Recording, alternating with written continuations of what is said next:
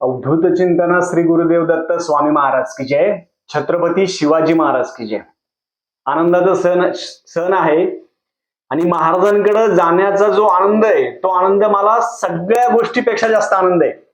गाणगापूरला 9 तारीख 10 तारीख 11 तारीख 3 दिवस तिथे गुरुचैत्र पारायण करण्याचा योग येतोय.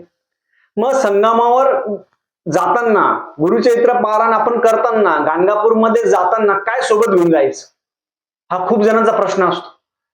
3 दिवस तिथं राहायचं कुठं, 3 दिवस सोबत काय घेऊन जायचं आपण, तर ह्या व्हिडिओमध्ये मी सगळ्या गोष्टी सांगणार आहे. ज्यांना अजून पण संकल्पयुक्त गुरुचैत्र पारायण करायचं असेल त्याची पण माहिती ह्या व्हिडिओमध्ये मी पूर्ण सांगणार आहे. चॅनलवर पहिल्यांदा आला असेल तर अवश्य सबस्क्राईब करा, म्हणजे येणारे नवीन व्हिडिओ श्री स्वामी समर्थ महाराजांची गुरुचैत्राची आणि नवनाथ पारायणाबद्दल माहिती भेटेल. मन आस्था पवित्र सदाकाळ वाचावे श्री गुरुचैत्र.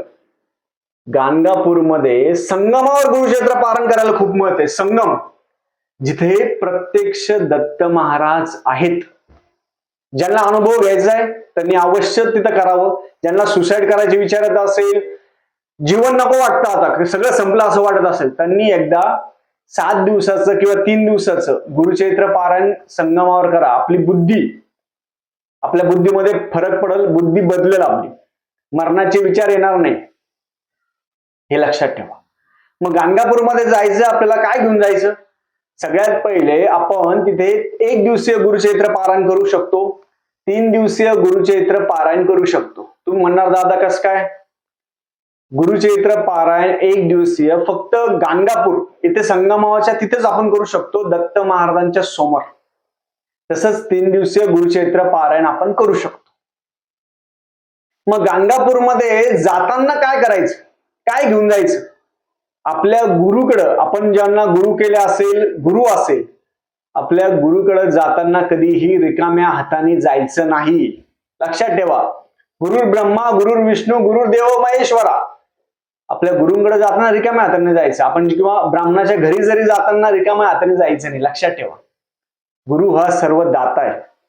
मग आपण ठरवलं आपल्याला जायचं आता गाणगापूरला गुरुचैत्र पारायण करायचंय. महिलांनी दिंडोरीपर्यंत गुरुचैत्र वाचावं, पुरुषांनी मोठं वाचू शकता. गाणगापूरमध्ये मग फक्त गुरुचैत्रच वाचायचं का? तुम्ही स्वामी चैत्र वाचू शकता, संक्षिप्त गुरुचैत्र वाचू शकता, नामस्मरण करू शकता, झाडून पुसून करू शकता, तिथे झाडझुड आहे ते करू शकता, प्रदक्षिणा मारू शकता. गाणगापूरमध्ये 108 1008 प्रदक्षिणाला खूप महत्व आहे. मग गाणगापूरमध्ये जायचंय, आम्ही ठरवलं. आज खूप आनंदाचा दिवस आहे. आज संध्याकाळी 4 वाजता छत्रपती संभाजीनगर मधून आम्ही जाणार आहोत. उद्या सकाळी गाणगापूर इथे आम्ही जाणार आहोत. मग गाणगापूर इथे आम्ही राहणार आहे आणि आज संध्याकाळी कारने जाणार आहे आम्ही, महाराजांच्या इच्छेने. आणि गाणगापूर हे माझ्यासाठी सर्वस्व आहे. मग जाताना काय घेऊन जायचं? सगळ्यात पहिले मी स्क्रीनवर व्हिडिओ दाखवला आपल्याला. सगळ्यात पहिले आपली गुरुचैत्राची पोथी. सगळ्यात महत्वाचं काय? आपली गुरुचैत्राची पोथी. गुरुचैत्राची पोथी घ्या, आपली जपमाळ घ्या, आपलं आसन घ्या. एक गोष्ट सांगतो मी आपल्याला. गुरुचैत्राची पोथी, आपली जपमाळ, आपलं आसन.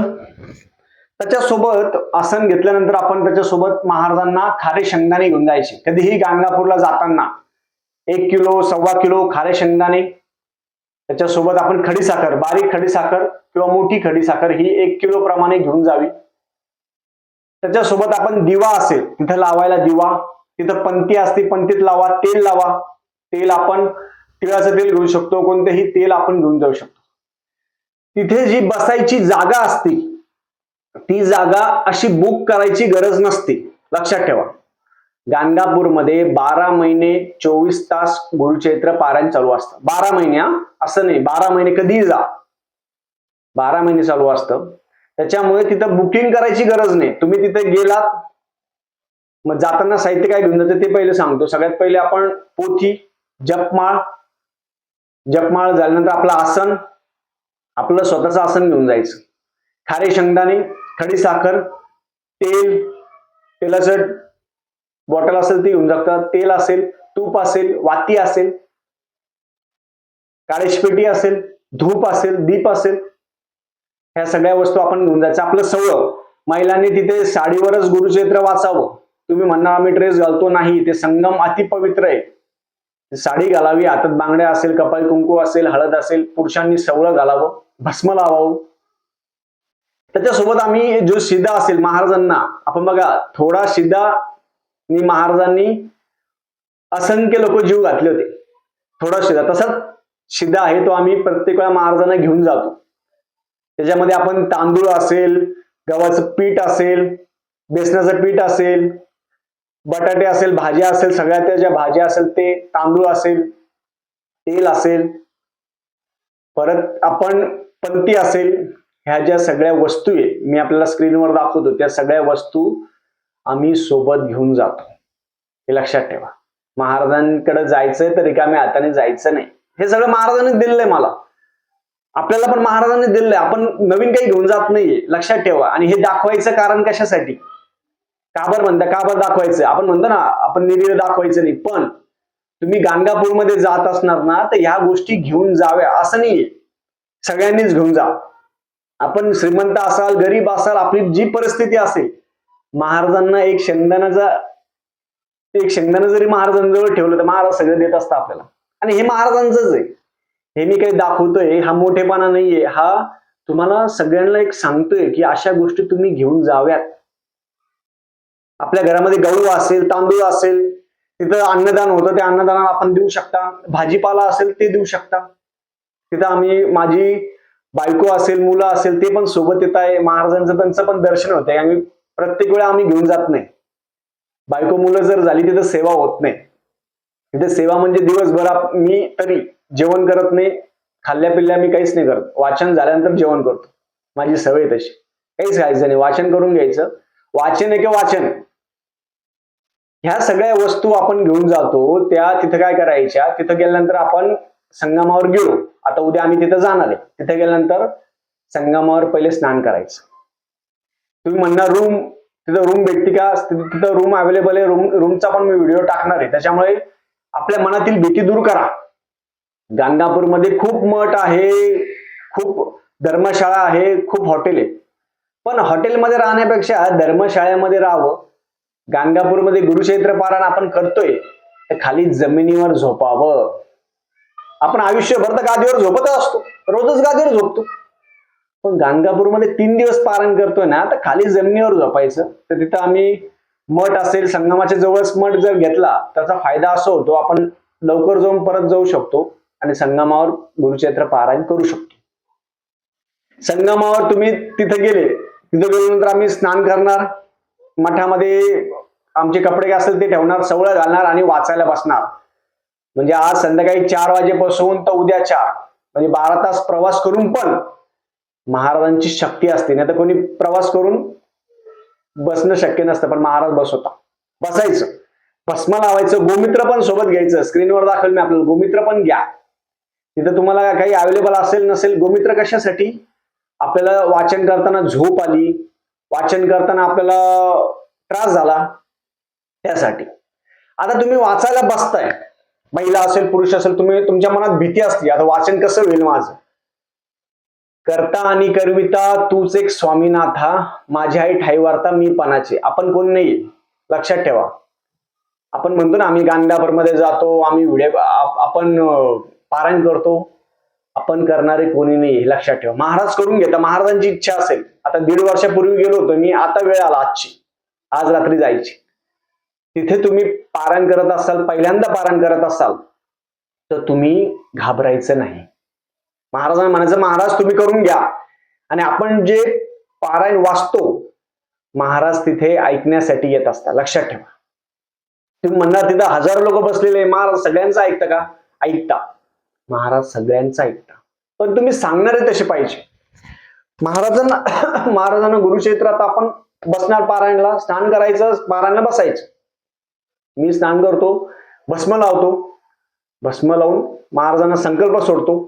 संकल्प सोडून आता ज्यांना गुरुक्षेत्र पारायण तिथं करायला जमत नसेल तर तुम्ही आजचा दिवस आहे तुमच्याकडं, तुम्ही मला कॉल करून तुमचं नाव गोत्र असेल ते सांगून तुमच्या नावाने तिथे संकल्पयुक्त गुरुक्षेत्र पारायण आपण करू शकतो. संकल्पयुक्त हे झाल्यानंतर आपण ते वाचायला बसायचं. आता मी पहिल्या दिवशी वाचायला बसताना 10 वाजतील, 12 वाजतील, 1 वाजेल, किती वाजेल, काही प्रॉब्लेम नाही. बसल्यानंतर जोपर्यंत पारायण होत नाही तोपर्यंत खायचं प्यायचं नाही. लक्षात ठेवा, ज्यांना बीपी, शुगर, डायबिटीज या सगळ्या गोष्टी त्यांनी खावं, प्यावं, बसावं. पारायण वाचन करताना मध्ये उठलं चालेल का? चालतं. तुमच्या प्रत्येक अध्यायाला तुम्ही उठू शकता, पाय मोकळे करू शकता, प्रदक्षिणा मारू शकता. जबरदस्ती नाहीये की एकदा बसलं की बसून राहायचं, असं नाही. उठू शकता, फिरू शकता, मन हे करा. तिथे गेल्यावर मोबाईल बंद करावा, मोबाईल बंद करायचा. तिथे गेल्यानंतर छानपैकी एक दिवा लावायचा. सगळ्यात पहिले आपली जागा आहे ना ती फिक्स करून घ्या. तिथं बुकिंग असं काही नसतं. आपण जायचं, जिथं रिकामं असेल ते आपलं, ते महाराजांचं. जायचं तिथं परिसर पहिले स्वच्छ करायचा. जिथं बसणार आहे आपण तो परिसर स्वच्छ करावा. ते स्वच्छ केल्यानंतर पोथी ठेवायची. पोथी हलवायची नाही. 3 दिवस पोथी तिथंच ठेवायची. पोथी घेऊन वापस यायचं नाही याच्याजवळ, आपण जिथं राहतो तिथं. पोथी तिथंच ठेवायची. आसन घेऊन येऊ शकता, आसन नका ठेवू. पोथी ठेवा, आसन ठेवा, धूपदीप ठेवा, दिवा लावा, संकल्प करून पारायण सुरू करावं. पारायण झालं. पारायण झाल्यानंतर आपलं एक पहिल्या दिवसाचं पारायण, 3 दिवसाच्या पारायणामध्ये पहिल्या दिवशी 1 ते 22 अध्याय घ्यायचे. पहिल्या दिवशी 1 ते 22 अध्याय, दुसऱ्या दिवशी 23 ते 33 अध्याय. पहिल्या दिवशी 1 ते 22 अध्याय, दुसऱ्या दिवशी 23 ते 33 अध्याय, तिसऱ्या दिवशी 34 ते 53 अध्याय घ्यायचे. असे 3 दिवसात अध्याय संपवायचे. पहिल्या दिवशी आला तर तिथं खूप जण म्हणणार, दादा मग तिथं बाहेरचं खायला चालत नाही. पण ती जी भूमी आहे ती दत्त महाराजांची. तुम्ही दिलेला तिथं प्रसाद आहे, तुम्ही खाऊ शकता. मी ते स्वतः खातोय, दत्त महाराजांचा प्रसाद आहे. आपण जिथं वाचायला बसलो तिथं पण खूप जण तुम्हाला केळी आणून देतील, प्रसाद आणून देतील, कोणी चहा देईल, कोणी काही गोष्टी देईल. आता हे खारे शेंगदाणे, हे जे खडी साखर कधी वाटायच्या? तिसऱ्या दिवशी तिथं वाचायचं.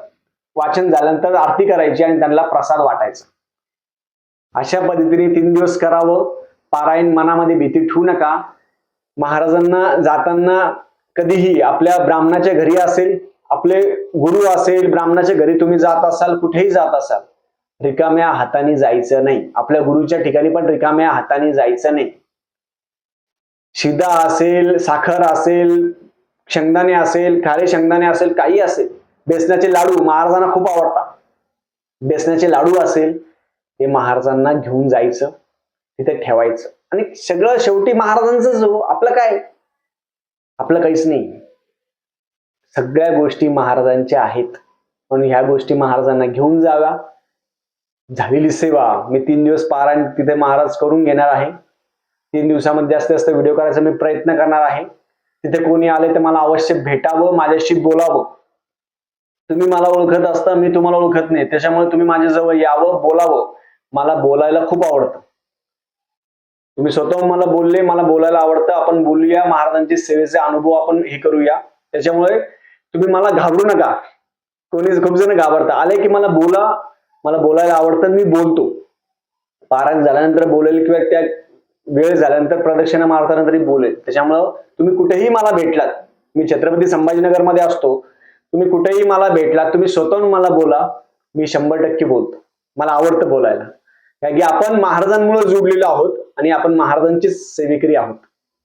म्हणून आता याचे येणारे व्हिडिओ आपण संगमाचे व्हिडिओ असेल, भस्माचे डोंगर असेल, अष्टतीर्थ असेल, अष्टतीर्थ तुम्हाला संपूर्ण दाखवणार आहे. म्हणून तुम्ही चॅनलवर सबस्क्राईब केलं नसेल तर अवश्य सबस्क्राईब करा. ज्याला गाणगापूरमध्ये अन्नदानासाठी देणगी द्यायची असेल तर मी माझा नंबर देईल, त्याच्यावर तुम्ही अन्नदानाची देणगी देऊ शकता. झालेली सेवा मी महाराजांच्या रुजू करतो.